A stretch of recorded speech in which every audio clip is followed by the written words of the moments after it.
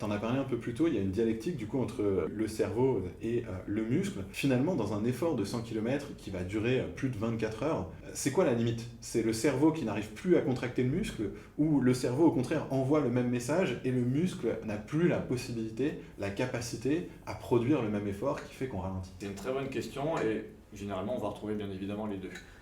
On retrouve ces deux concepts en fait qui sont ce que l'on appelle dans notre jargon la fatigue périphérique et la fatigue centrale, ou alors on peut parler de fatigue musculaire et de fatigue nerveuse.